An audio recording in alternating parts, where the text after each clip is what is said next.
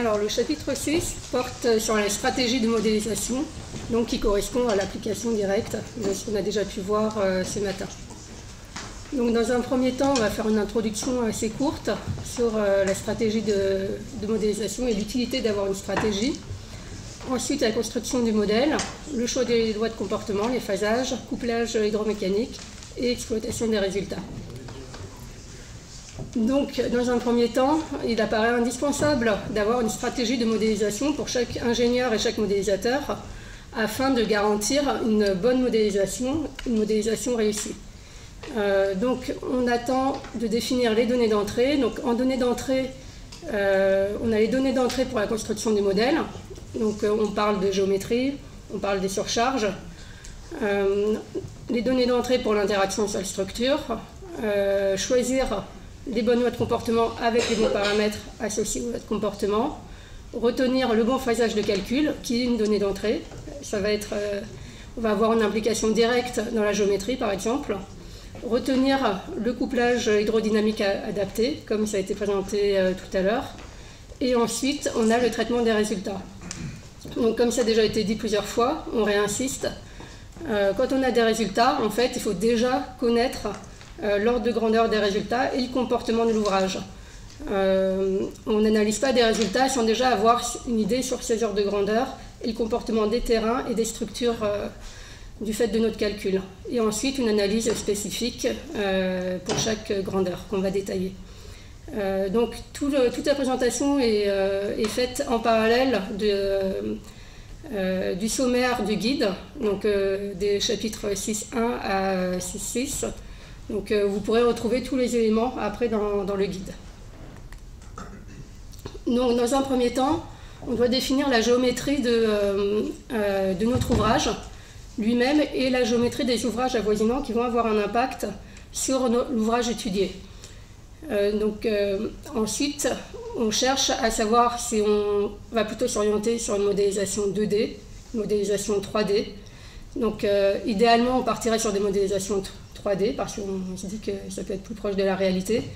Néanmoins, les modélisations 2D sont quand même beaucoup plus usuellement pratiquées et elles ont l'avantage d'être beaucoup moins coûteuses en termes de temps et en termes de calcul à réaliser.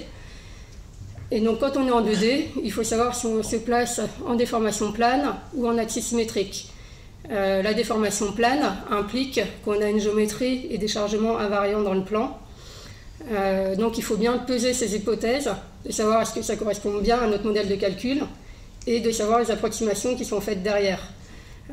Par exemple, quand on a une file de pieux, faire une modélisation en déformation plane avec une plaque correspond à modéliser un écran sur toute la longueur et pas des pieux indépendants les uns des autres. Donc, dans certains cas, on part sur du 2D, dans d'autres cas, sur du 3D. Et un autre point important, c'est la simplification des modèles. Donc, on aimerait bien toujours tout modéliser pour être au plus proche de la réalité, mais en fait, la plupart du temps, ce n'est pas utile. On cherche à s'attacher à modéliser ce qui est vraiment utile. Donc, par exemple, une variation très légère de la géométrie, est-ce qu'il y a vraiment un intérêt de le prendre en compte ou est-ce qu'on peut modifier cette géométrie? Est-ce que les superstructures en surface, on a intérêt à les modéliser ou est-ce qu'on peut simplifier en prenant en compte des surcharges? Donc, c'est toutes ces questions qui doivent être posées au départ et sur lesquelles on doit statuer avant de démarrer la modélisation. Ensuite, on a la définition du maillage. Donc, ça a déjà été dit ce matin, il faut qu'on ait une étendue suffisante du maillage. Donc, par exemple, pour pouvoir représenter le mécanisme de rupture complet et pas avoir un modèle qui coupe le mécanisme de rupture et donc qui fausse les résultats. Et on doit avoir une finesse de maillage adaptée, en particulier dans les zones qui se déforment le plus, pour avoir des résultats le plus représentatifs. Et naturellement, quand ce n'est pas utile, on ne part pas sur une finesse importante du maillage. On va avoir des éléments plus grossiers en extrémité, par exemple, dans le cas où on n'a pas du tout de sollicitation ou de déformation, et dans le cas où ce n'est pas l'ouvrage qu'on cherche à étudier. En ce qui concerne les conditions limites, donc en effet, c'est toujours compliqué de les définir. il faut rappeler que les frontières latérales peuvent constituer des plans de symétrie. Donc quand on cherche à avoir un plan de symétrie, c'est très bien, et ça permet notamment de réduire la taille du modèle par 2. Donc c'est très intéressant. Dans le cas où notre frontière de modèle n'est pas un plan de symétrie, ben on s'assure qu'elle soit suffisamment loin pour que les déplacements verticaux et horizontaux soient négligeables au niveau de la frontière. Donc là, en haut à droite, vous pouvez voir, c'est le cas d'une fouille butonnée. Donc dans un cas, c'est un demi-modèle avec une surcharge, dans l'autre cas, c'est un modèle complet.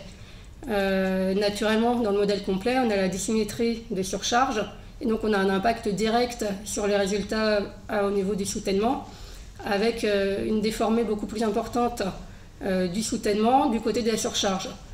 Dans le cas d'un demi-modèle, on va considérer que les surcharges s'appliquent des deux côtés, et donc on va avoir une déformée moins importante. Donc on a un impact direct sur le déplacement horizontal de l'écran, mais ça implique un impact direct sur les sollicitations dans la structure et également sur les tassements en surface. Donc les résultats de notre modélisation vont être complètement faussés si on ne prend pas en compte correctement les conditions limites, notamment en termes de frontières latérales. En termes de profondeur du modèle, celle-ci a également une influence significative sur les résultats de tassement. Hormis le cas où on a un substratum rocheux par exemple, ou des terrains très raides en profondeur, si on a des terrains moins raides, on va avoir cette influence significative. Donc, dans le cas des fondations, notamment superficielles, d'avoir une limite de modèle trop proche de la fondation va conduire à sous-estimer des déplacements, des tassements en surface. D'avoir une limite de modèle trop profonde va conduire à surestimer la valeur du déplacement et de la cuvette de tassement. Une des possibilités pour essayer de s'affranchir, parce que ce n'est pas toujours évident de trouver cette bonne profondeur de modèle, pour s'affranchir de cet effet, peut être aussi de prendre en compte une loi de comportement adaptée, donc avec une augmentation du module avec la profondeur. Donc ça peut passer par des lois de type Moore-Coulomb avec augmentation des modules, des lois de type HSM. Et donc on voit bien sur l'image à droite que quand on n'a pas d'augmentation des modules avec la profondeur, on a une cuvette de tassement très élargie et peu réaliste comparativement à une augmentation du module avec la profondeur. Et donc dans ce cas-là, quand on arrive à 3B, 3 fois la largeur de la fondation, on a un tassement quasi négligeable. Et donc on rejoint plutôt ce qui est observé sur le terrain. Donc on peut prendre en compte des lois de comportement qui permettent de gommer un peu quand on a une difficulté à caler la base du modèle. Un autre exemple est dans le cas des tunnels, où vous voyez à l'écran que le tassement en surface est également directement lié à la profondeur du modèle. Donc plus le modèle va être profond, moins les tassements vont être importants. Donc ce n'est pas forcément intuitif au départ, c'est un effet numérique, notamment du fait du déconfinement des terrains et de leur soulèvement. Donc dans le cas des tunnels également, on va chercher à limiter la profondeur des modèles à une bonne profondeur pour ne pas fausser les résultats de tassement en surface. Pour l'initialisation des contraintes, donc l'initialisation des contraintes, on le rappelle, c'est le point de départ de notre modélisation, c'est le champ de contrainte initial. Et donc c'est vraiment la valeur de départ à partir de laquelle on va avoir les nouvelles valeurs de contraintes au fur et à mesure des différents chargements. Donc l'initialisation des contraintes peut être réalisée au moyen de 2 procédures. Soit une procédure de type K0, donc dans ce cas-là, la contrainte horizontale effective est égale à K0 fois la contrainte verticale effective. C'est celle qu'on connaît le plus couramment. Néanmoins, elle correspond à une stratigraphie uniforme, avec une piézométrie uniforme et pas de chargement en surface. À partir du moment où on a une modification de la stratigraphie, une modification de la piézométrie ou des chargements comme c'est illustré de type remblai ou superstructure existante, on ne peut plus passer par cette procédure-là. Et à ce moment-là, on passera plutôt par un chargement gravitaire. À noter que dans le cas d'un chargement gravitaire, le champ de contrainte initial ne sera pas calculé avec la valeur de K0. Quand on cherche, une des possibilités pour avoir ces valeurs, ces champs de contrainte initiaux avec K0, peut être de partir d'une configuration compatible pour la prise en compte de la procédure de type K0, et ensuite de prendre en compte l'historique de chargement pour avoir la bonne initialisation des contraintes, comme un remplement en surface par exemple, qui fera partie de notre phasage de calcul. L'influence de K0 est importante, donc on a un intérêt à le choisir correctement, alors qu'on sait que c'est très difficile de le déterminer, comme on n'a pas de mesure directe sur le terrain. Donc on passe habituellement par la formule de Jacqui, qui est usuellement utilisée. D'autres formules peuvent être utilisées, notamment quand on a des terrains très surconsolidés. Après, on voit que quand on est sur des valeurs de K0 variables, on peut avoir un effet important sur les ouvrages. Donc à droite, déjà vis-à-vis des écrans de soutènement, sur la figure à droite, vous voyez un calcul avec une valeur de K0 qui est égale à 0,5, toute hauteur. Et sur la figure de gauche, c'est le même calcul avec des valeurs comprises entre 0,6 et 0,9 selon les différentes couches. Et donc on voit bien qu'on a des déplacements horizontaux qui sont variables. Donc dans un premier cas, on est plutôt vers les 14 mm, dans l'autre, on est plus vers les 20 mm. Donc on a un impact direct sur les résultats de calcul. Donc ce paramètre K0, qu'on peut penser être aussi une valeur assez simple, elle a quand même une influence forte sur nos résultats. Dans le cas des tunnels, la valeur de K0 est également importante. Les champs de contrainte autour du tunnel sont directement dépendants de la valeur initiale de K0. Et donc, plus on a une valeur de K0 élevée, et moins on aura de tassement en surface. Voire, dans le cas extrême, pour des K0 supérieurs à 1, on peut même avoir des soulèvements en surface. En ce qui concerne l'interaction sol-structure, donc dans un monde idéal, avec les moyens qu'on a, on aimerait faire des modélisations complètes. On modélise dans un seul modèle la structure et le sol.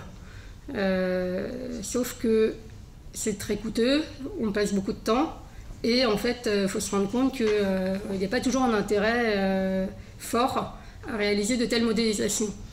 Donc en général, ces modélisations, on les réserve pour vraiment des projets sensibles, ou des projets pour lesquels ça va être particulièrement compliqué de faire l'interface entre les modèles géotechniques, qui comprennent les terrains et les ouvrages géotechniques, et les modèles structurels de superstructure, qui ne comprennent que la superstructure. Donc le lien entre ces deux modèles, en général, c'est des actions et des réactions.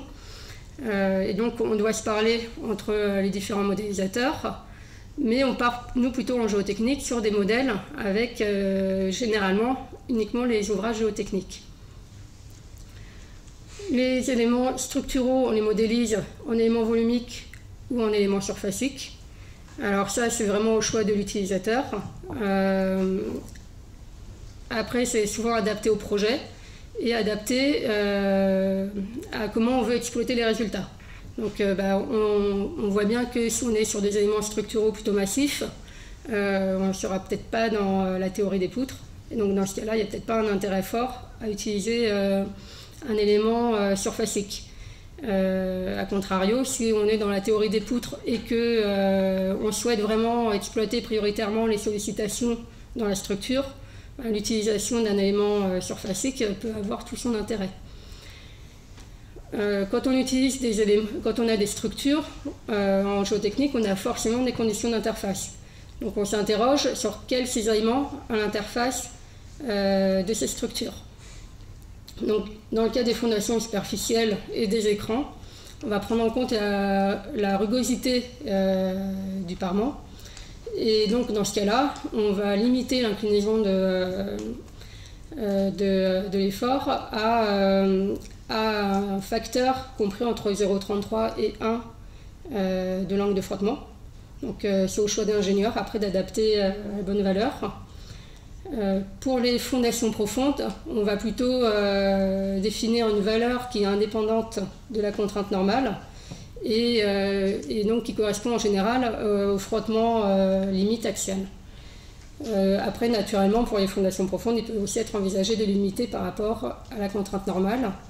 Ça reste le choix du modélisateur. Bonjour. Donc, généralement, quand on a recours à de la modélisation numérique, ce qu'on espère fiabiliser, c'est l'estimation des déplacements et ou l'estimation des sollicitations issues de l'interaction entre le sol et la structure. En fait, la pertinence des résultats qu'on va obtenir est totalement dépendante de celle de la loi de comportement du terrain, qui vise à rendre compte de la déformabilité et qui, suivant les cas, doit traduire de déformations qui sont d'origine élastique ou de déformations qui sont d'origine élastique et plastique. Donc pour réussir à capter correctement le comportement des ouvrages, il est nécessaire d'investir dans un certain nombre d'ingrédients qui sont qui constituent la loi de comportement, les paramètres de la loi de comportement, tout en gardant à l'esprit que dans la pratique, pour les fondations, les marges de sécurité usuelles permettent de garantir un fonctionnement, une réponse du terrain globalement élastique, ce qui n'est pas le cas des remblais où on a des marges de sécurité qui sont plus faibles, de l'ordre de 1,3 à 1,5. Et quand on regarde le cas des excavations, que ce soit les tunnels ou les soutènements, on se rend compte qu'il y a une plasticité qui se développe autour des ouvrages, et donc les déplacements vont inclure une part importante de déformation plastique. Donc dans la pratique usuelle, le choix de la loi de comportement, elle est souvent associée à celle du choix des modules. En réalité, compte tenu du caractère non linéaire du comportement des sols, le module de déformation caractérise en fait une rigidité qui est apparente pour un niveau de chargement ou de déformation donné. Donc là, si on regarde le schéma de gauche, on va choisir le module bleu E pour la déformation epsilon 1 et le module rouge E pour la déformation epsilon 2 si on est en élasticité linéaire. Donc on retrouve dans le guide des tableaux, le tableau qui est repris sur la slide ici, qui donne les gammes de déformation classiques de différents types d'ouvrages et le type de déformation prépondérante suivant les ouvrages. Par exemple, observer que les écrans de soutènement ou les fondations intéressent plutôt le terrain de manière déviatorique. Et il faut garder à l'esprit que ces déformations sont des valeurs moyennes, c'est-à-dire que localement, proche de l'ouvrage, on va avoir des déformations qui sont beaucoup plus importantes et qui vont s'estomper et réduire à mesure qu'on s'en éloigne. Les valeurs sont aussi données pour le cas des tunnels et des soutènements pour des ouvrages urbains pour lesquels le déplacement et la maîtrise du déplacement est un critère de conception. Et donc pour les tunnels profonds ou les ouvrages maritimes, on a des niveaux de déformation qui sont beaucoup plus importants et associés à ces derniers, donc des modules qui vont être plus faibles. Donc les zones de déformation principales et chemins de contrainte sont variables suivant le type d'ouvrage et les configurations géotechniques. C'est ce qui illustre ces différents schémas, avec par exemple pour des fondations superficielles une déformation volumique prépondérante en dessous de la fondation, une déformation déviatorique prépondérante au-delà. Pour le cas d'ouvrages de soutènement, des chemins de contrainte qui peuvent être complexes, qu'on peut suivre par exemple dans le diagramme de Cambridge, illustré ici. Puis dans le cas des tunnels, on voit qu'il y a des zones de compression par effet de voûte, des zones d'expansion au-dessus, avec des bandes de cisaillement localisées, tout en gardant à l'esprit que ce schéma il est valable pour un tunnel peu profond, avec faible plasticité, et pour un K0 inférieur à 0,5. Donc pour orienter sur le choix des modules, le concepteur il va se baser sur différentes choses, que sont les essais de laboratoire, les essais in situ qui permettent une mesure directe de modules, ou des essais in situ qui, par corrélation, permettent de donner un module. Toute la difficulté, en fait, c'est de réussir à assurer la cohérence entre le module mesuré, le chemin de chargement et la gamme de déformation du sol au voisinage de l'ouvrage que l'on cherche à étudier. Donc ce qu'on peut remarquer, c'est que, je ne sais pas si ça pointe, mais avec les essais classiques de laboratoire ou avec les essais pressiométriques classiques, la gamme de déformation que l'on mesure est beaucoup plus importante que celle qui intéresse les ouvrages, et très souvent plus importante que celle qui intéresse les ouvrages. Donc notamment dans le guide, on va trouver des recommandations sur le choix des modules de déformation pour une loi de comportement élastoplastique parfaite, en lien avec le module pressiométrique. Donc on retrouve le type de tableau que vous avez à gauche, qui donne des rapports entre le module E et le module EM pressiométrique pour différents types d'ouvrages et différents deux types de sols. Donc en fait, ces rapports ils sont issus de calages qui sont soit issus de calages entre des modélisations numériques et des modèles semi-empiriques qu'on a toujours utilisés. Donc pour les fondations, les modèles de Ménard, pour les fondations superficielles, les modèles de Ménard, les fondations profondes, ceux de Franck et Zhao, pour les écrans de soutènement, les calculs au coefficient de réaction avec notamment les modules de Schmitt, ou de calage entre des modélisations numériques et des mesures sur ouvrage, typiquement dans le cas des tunnels. On retrouve aussi dans le guide des abacs ou des graphiques comme ceux qui sont présentés à gauche, avec, donc, pour le cas des fondations, la variation du rapport K, donc, qui est EM sur alpha, E sur EM, pardon, en fonction de la déformation verticale, pour voilà, différents types de sols. Et donc ça, c'est des graphiques qui sont tirés du projet national ARSCOP et qu'on retrouve dans le guide. Toujours dans le choix des modules et dans le lien avec les essais, ce que permettent les essais de type cross-haul, ce sont l'obtention d'un module élastique à très faible niveau de déformation, via la mesure de la vitesse VS. Donc ce module G0, il peut être utilisé directement pour traiter des problématiques vibratoires, mais il peut aussi servir comme point de passage pour une courbe de dégradation, et qui peut être utilisé dans le cadre de l'élasticité non linéaire, et cadre qui permet de implicitement traduire le choix du module de déformation, puisque le module G, E ou K va être actualisé en fonction de la gamme de déformation suivant la courbe de dégradation qui est choisie. Donc il existe dans la littérature différentes corrélations possibles pour une argile donc à droite en fonction de l'indice de plasticité, pour un sable en fonction de la contrainte de confinement. Donc, ce sont des choses que l'on retrouve à nouveau dans le guide.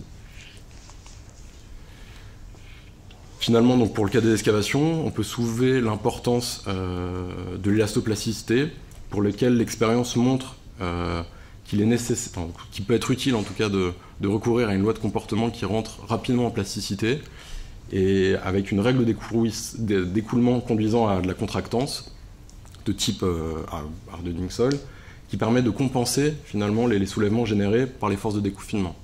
Donc là, c'est une figure qui est extraite de la thèse de Khadija Nejar, où on voit qu'une loi en noir, une loi de comportement élastoplastique parfaite, permet de capter très bien la flèche de l'écran. Par contre, on n'arrive pas du tout à traduire la cuvette de tassement à l'arrière, ce que permet un modèle élastoplastique avec écrouissage. Et donc, en synthèse, on retrouve dans le guide ce tableau qui va recommander le type de loi de comportement à retenir suivant le type d'ouvrage que l'on souhaite modéliser. Donc, par exemple, pour les fondations, comme on l'a déjà évoqué, sous charge de service, on reste dans le domaine élastique.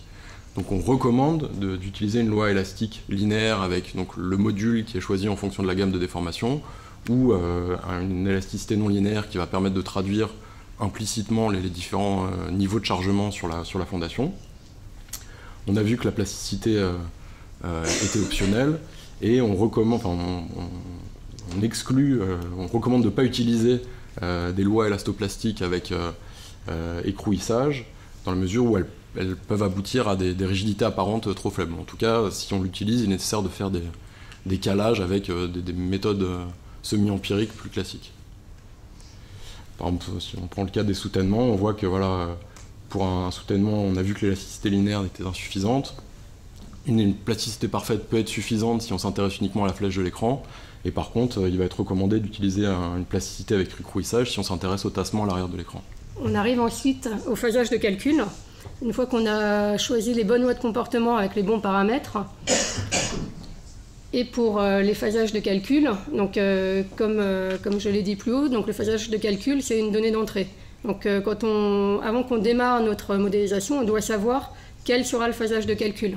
Donc on a une implication directe dans la géométrie, on a une implication directe pour les différents chargements, et ensuite le phasage est indispensable d'être pris en compte correctement. Quand on prend l'exemple assez flagrant d'une paroi de soutènement butonnée, donc à gauche c'est une paroi avec un phasage successif, on terrasse, on pose des butons ou on pose des tirants et on terrasse successivement jusqu'au fond de fouille. À droite c'est un ouvrage qui est réalisé en une phase.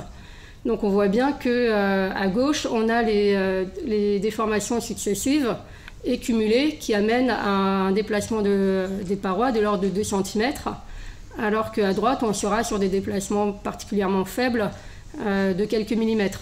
Donc on n'est pas du tout représentatif du vrai comportement de l'ouvrage. Donc le phasage est particulièrement important pour qu'il soit pris en compte de façon détaillée. Ensuite, on détaille également dans le guide les modifications des rigidités des structures. Donc c'est un point qu'on cherche à modéliser de plus en plus. Et on cherche à modifier la rigidité, par exemple, des parois moulées, ça peut être d'autres ouvrages, pour prendre en compte notamment le fouillage du béton. Ce qu'il faut retenir, c'est qu'on a des méthodes avec les logiciels de calcul pour le prendre en compte, comme le fait d'introduire un élément de plaque dans un élément volumique. Donc l'élément volumique sera modélisé avec par exemple des paramètres long terme de béton, et l'élément de plaque sera modélisé avec des paramètres différentiels entre les paramètres court terme ou moyen terme et long terme. Donc lors de sa désactivation, on aura bien un comportement avec les paramètres long terme des structures. Il faut quand même souligner que cette procédure ne correspond pas à un fluage du terrain. Peu de logiciels prennent en compte réellement le fluage du terrain, et que même si on change les modules de terrain lors de cette phase de calcul, ce n'est pas un fluage. C'est un recalcul avec les nouveaux paramètres de béton, et sous cette action-là, on recalcule les terrains avec ces nouveaux modules. En termes de phasage de calcul, donc là on a l'exemple des tunnels, c'est vrai pour tous les ouvrages, mais encore plus pour des tunnels où on doit avoir une très bonne connaissance des méthodes de réalisation. Donc tant sur les méthodes conventionnelles que sur les méthodes mécanisées.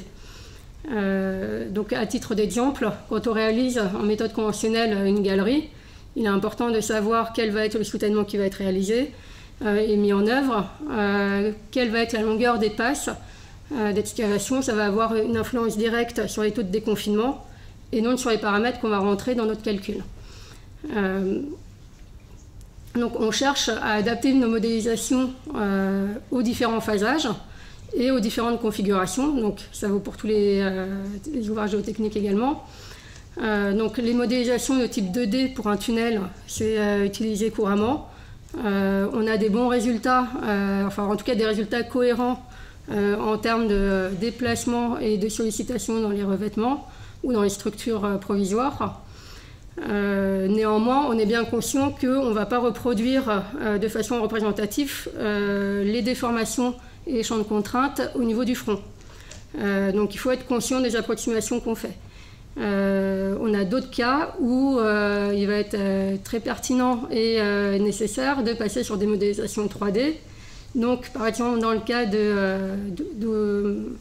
fondations profondes à proximité du tunnel, avec des cas de chargement dissymétrique en surface, là on a une vraie plus-value à passer à un modèle 3D. Quand on réalise des galeries qui intersectent un tunnel, des connexions entre différents tunnels, donc là on est sur une problématique 3D, et donc la modélisation 3D a sa pertinence. Donc on cherche à adapter ou à simplifier les modélisations en fonction de la complexité de nos ouvrages, des types d'ouvrages qu'on a et naturellement des phasages de réalisation.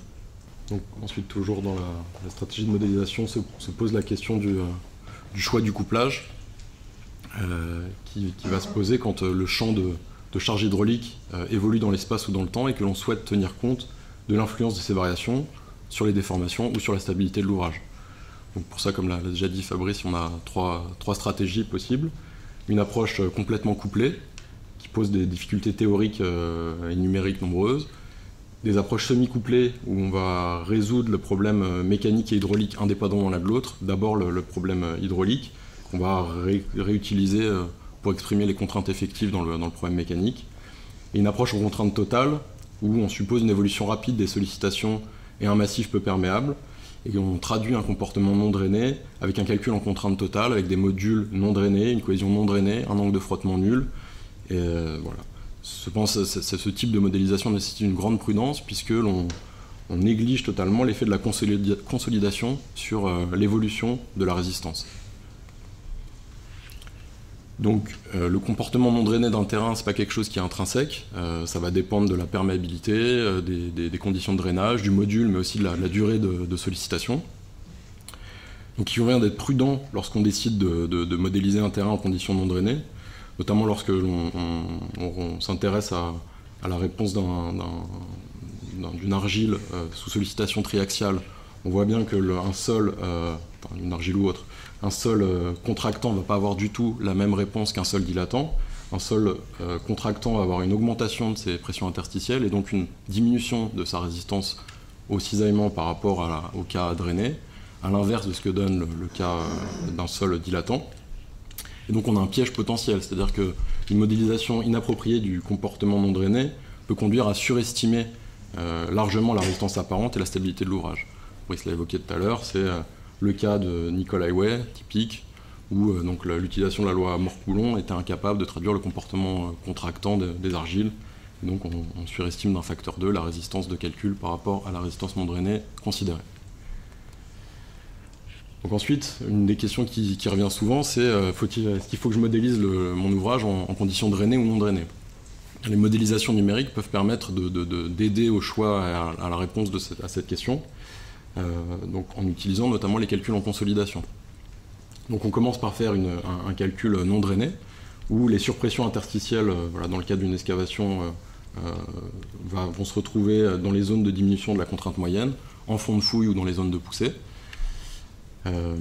Et il est nécessaire et impératif de vérifier a posteriori que le cisaillement mobilisé et calculé, et donc qui est une conséquence du modèle, reste inférieur à la valeur de CU que l'on avait considéré pour l'argile. Si maintenant on introduit le temps de construction dans un calcul en consolidation, ce que l'on voit dans le cas d'un soutènement, c'est que le comportement de l'ouvrage va être beaucoup plus proche du comportement drainé, donc qui est la courbe jaune, que le comportement non drainé, qui est la courbe bleue. Le calcul en consolidation est la courbe rouge.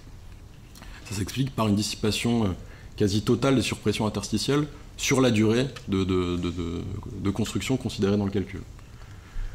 On peut aussi, pour orienter ce choix, chercher à suivre les recommandations de Vermeer et Meyer, qui, par analogie avec une consolidation unidirectionnelle, introduisent un facteur T adimensionnel, qui va dépendre donc de la perméabilité, du module odométrique, du temps, et qui est inversement proportionnel à la distance de drainage, et qui nous dit que si on a T inférieur à 0,1, on est dans le cas d'une analyse non drainée, et si T est supérieur à 0,4, on peut considérer que l'analyse doit être drainée.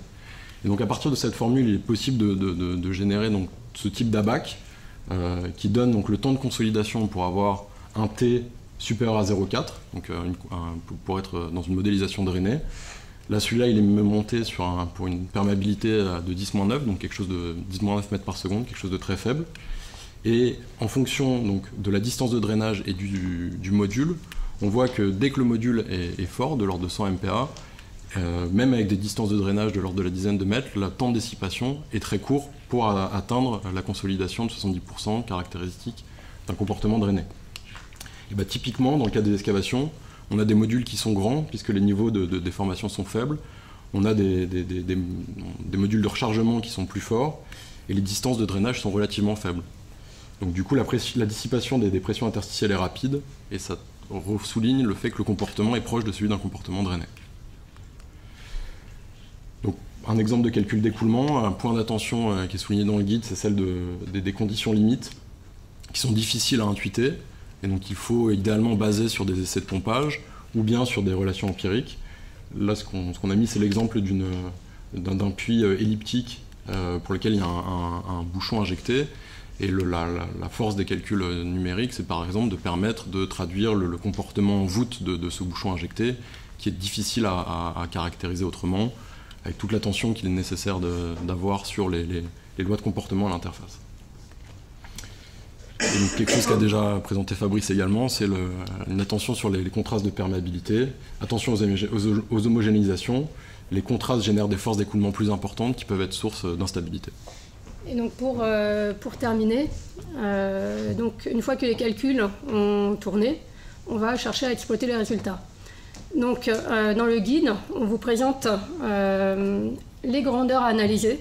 Donc ça permet pour tous les modélisateurs d'avoir un point d'attention sur les différentes grandeurs qui doivent être regardées. Et donc ensuite, la cohérence de ces résultats pour pouvoir juger si notre modélisation est correcte ou pas. Si on a rentré les bonnes données d'entrée en cohérence. Et ensuite, on a un point pour chaque type d'ouvrage avec des grandeurs complémentaires spécifiques à analyser. Donc, de façon générale, pour tous les modèles, les grandeurs à analyser, dans un premier temps, on va s'attacher à regarder les déplacements. Les déplacements vont nous permettre de voir le comportement général de l'ouvrage. Est-ce que c'est bien ce qu'on attendait? Donc, comme on disait, on se lance dans une modélisation, mais on doit déjà connaître le comportement de l'ouvrage. Donc ça nous permet de le vérifier. Quelle est la zone d'influence par rapport à notre ouvrage? En cas de rupture, c'est intéressant de regarder les déplacements incrémentaux qui nous permettent de voir quelle a été la ligne de rupture et donc de pouvoir déterminer est-ce que déjà c'est une vraie rupture, est-ce que c'est pas un problème dans notre modélisation, et dans le cas où c'est une vraie rupture, ça nous permet de voir à quel niveau il faut agir sur notre ouvrage pour avoir un ouvrage qui est dimensionné correctement. Après les déplacements, on va s'attacher à regarder les déformations. Donc les déformations nous permettent de voir de façon plus précise les mécanismes qui gouvernent le comportement de l'ouvrage, les zones les plus sollicitées. Donc on ne le voit pas toujours directement au travers des déplacements totaux, mais au niveau des déformations, on va pouvoir le voir plus finement. On va regarder de façon séparée les déformations déviatoriques et volumiques. Ça va nous permettre de voir quelles sont les déformations prédominantes. Est-ce qu'on est en déformation volumique, en déformation déviatorique, et de pouvoir se recouper notamment avec les tableaux présentés plus haut qui permettent de vérifier qu'on est dans la bonne gamme de déformation et dans le bon comportement de l'ouvrage. En termes de contraintes, donc on va avoir naturellement les contraintes verticales horizontales, mais on va avoir également les contraintes principales à regarder au travers des effets voûte, des reports de charge, des rotations de contraintes, les incréments des contraintes effectives, les valeurs de cisaillement et les chemins de contrainte. Donc on peut également passer par des points de contrainte qui vont permettre d'avoir le chemin de contrainte tout le long du calcul. On va pouvoir regarder en détail les zones de plastification et les zones de traction qui nous permettent d'avoir une analyse plus fine des endroits où on rentre en plasticité. En ce qui concerne les structures, on va regarder les sollicitations internes, fort normal, moment et fort tranchant. Donc à comparer avec les résistances structurales des ouvrages qu'on a prévus, les pressions normales au niveau de l'interface et les déplacements relatifs au niveau de l'interface. Quand on est dans des cas de calcul avec écoulement ou de calcul non drainé, on va avoir à regarder également ces valeurs-là, donc les valeurs de pression interstitielle, les écoulements avec les lignes d'équipotentiel, les paires de charge, et les différents rayons d'action et gradients, comme on a pu voir dans les diapos d'avant. En termes de contrôle de cohérence, donc on va s'attacher à rechercher les ordres de grandeur que normalement on doit déjà avoir par des approches analytiques ou par des modèles empiriques ou par des retours d'expérience d'ouvrages qu'on a déjà pu réaliser, d'ouvrages similaires dans les mêmes terrains par exemple. On va vérifier la cohérence des limites de modèles, limites latérales, limites inférieures, limites hydrauliques.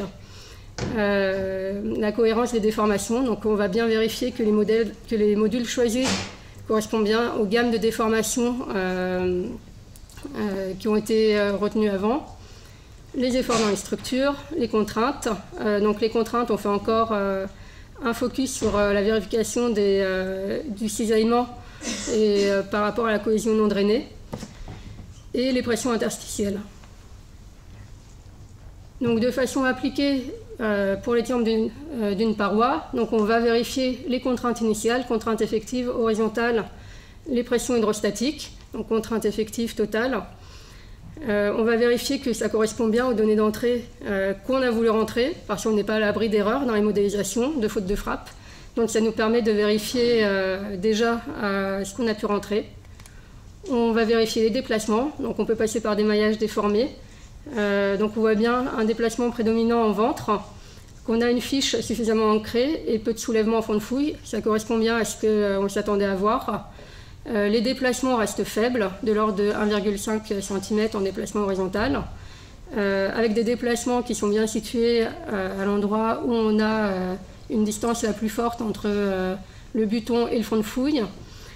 Et donc on a des déplacements en cohérence avec ce type d'ouvrage qu'on a l'habitude de voir et compatibles avec les sites urbains. Et donc les tassements reliés aux déplacements horizontaux sont cohérents.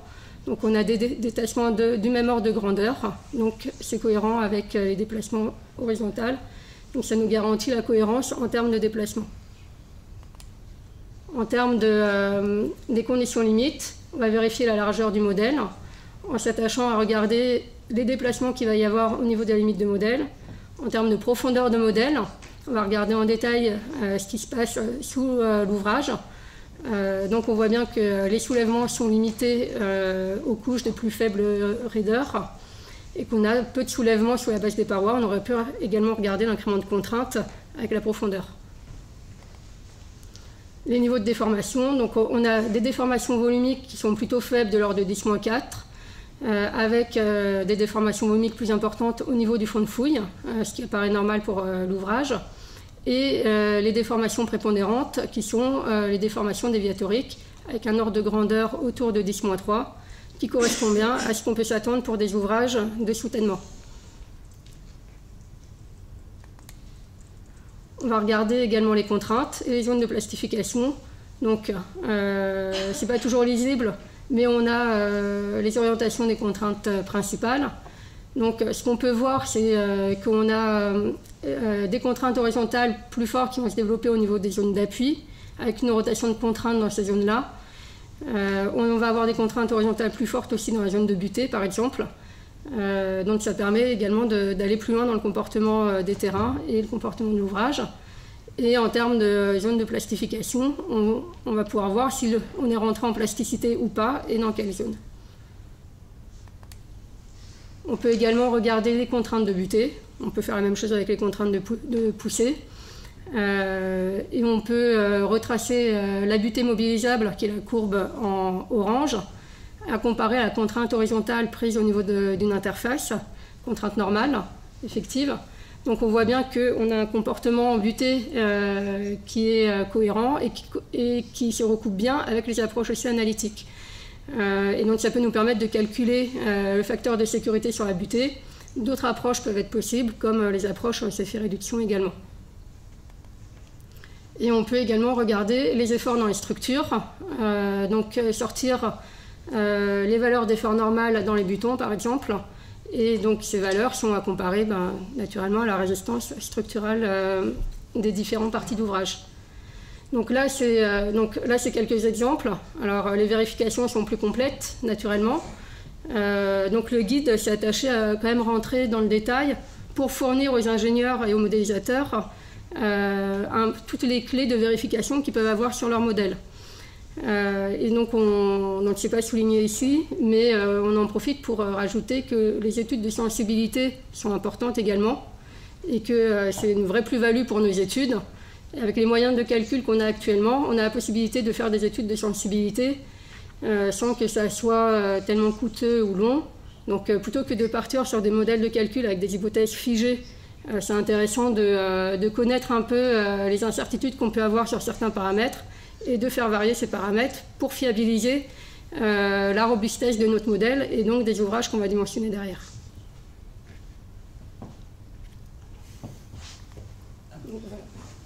Merci beaucoup.